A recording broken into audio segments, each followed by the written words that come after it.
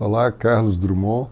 Estaremos falando com vocês agora com relação aos cuidados com os nossos pacientes cirúrgicos. Quais cuidados que esses pacientes têm que ter antes da cirurgia e quais os cuidados depois da cirurgia? Dependendo da cirurgia, eu preciso de mais exames com mais detalhes, mas todos devem ser examinados.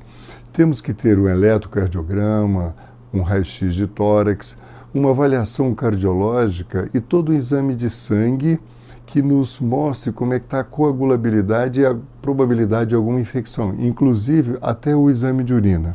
Então, a avaliação clínica geral do paciente é extremamente importante e temos que saber quais as medicações, todas as medicações que o paciente esteja usando, porque elas podem interferir na cirurgia. Por exemplo, nos nossos pacientes que têm bronquite asmática, que usa broncodilatadores e que tem hipertensão arterial ou usa anticoagulantes associado aos antihipertensivos, pacientes diabéticos também. Cada um tem uma peculiaridade de seu tratamento cotidiano.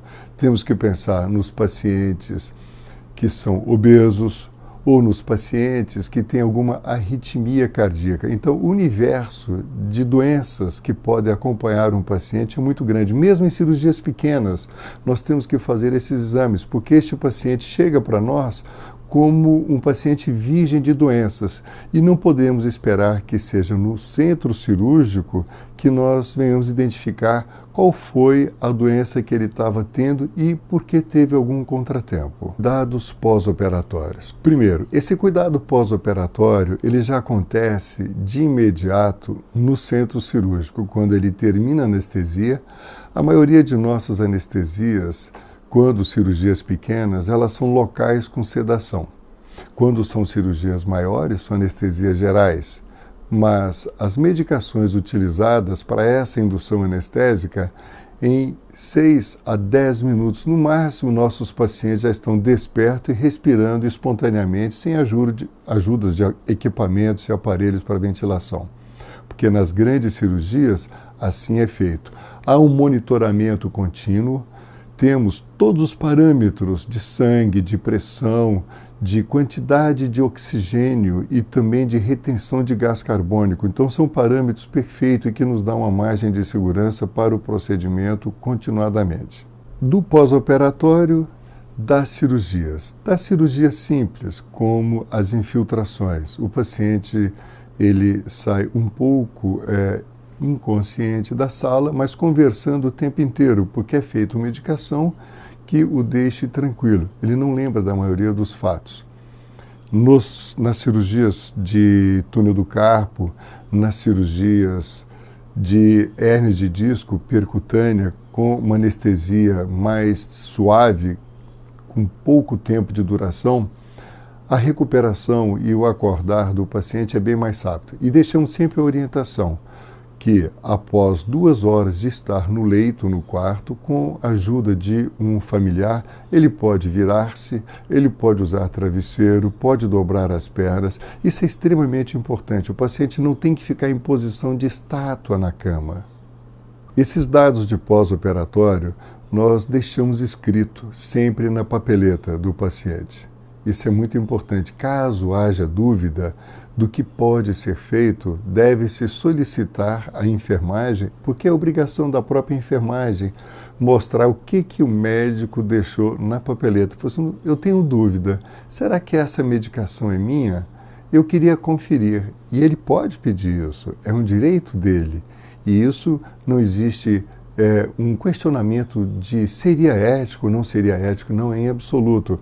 É um direito de você, paciente. Então, você pode solicitar para saber qual a medicação que está sendo aplicada e quais os cuidados que você tem que receber no pós-operatório, né? Então, assim, questione, em caso de dúvidas, se você tem medicação mais potente para a dor, se as náuseas que eventualmente podem acontecer também têm medicações, tá?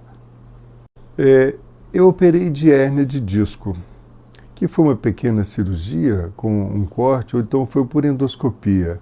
Existe diferença na minha recuperação? Sim. Os cortes e a invasibilidade, quando é um procedimento de endoscopia ou percutâneo, a recuperação é mais rápida.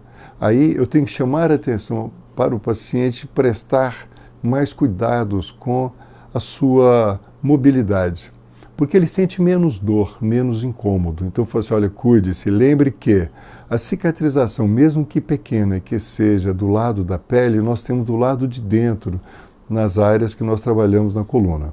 Então, você pode andar depois de 4 horas da cirurgia, nas cirurgias percutâneas, nas cirurgias abertas, isso demora um pouco mais, mas já com 12 horas eu permito isso. E depois das 12 horas, ou desse período mais curto, meu paciente já virou na cama, já dobrou as pernas, usou o travesseiro, ele se alimenta em 2, no máximo 3 horas de pós-operatório. Quando a boca fica muito seca, porque existe um jejum pré-operatório de no mínimo 8 horas, aí dá aquela sensação de secura na boca. Ele pode umedecer os lábios com uma gaze umedecida e a partir da 2ª hora já pode tomar líquido sem problema nenhum, né? Deambula à noite e no dia seguinte, no máximo em 24 horas, os pacientes operados de hérnia de disco, eles podem ir embora para casa. Tem a medicação analgésica, medicação anti-inflamatória e o curativo que tem que ser feito diariamente até o dia que retorne. Na média de 10 a 14 dias no máximo, nós retiramos os pontos. Continuando, falamos do pós-operatório dos pacientes de artrodese. A artrodese que nós utilizamos são as artrodeses minimamente invasivas com menor manipulação da coluna do paciente. Isso permite uma deambulação mais precoce, ele já anda com 24 horas, o repouso é um repouso relativo e ele em 48 horas no máximo está indo embora para casa. Pode subir e descer escada e em 15 dias podem dirigir os seus veículos. Essa é a recomendação. Pedimos sempre que tenham cuidado de higiene e de limpeza na ferida operatória e que nos primeiros dias da cirurgia deite mais de lado para que não comprima a região da cirurgia. Esses são os cuidados que todos devem ter e nós estamos à disposição para que mais perguntas sejam feitas e possamos alimentar a resposta de vocês em nossos vídeos que temos regularmente. Muito obrigado.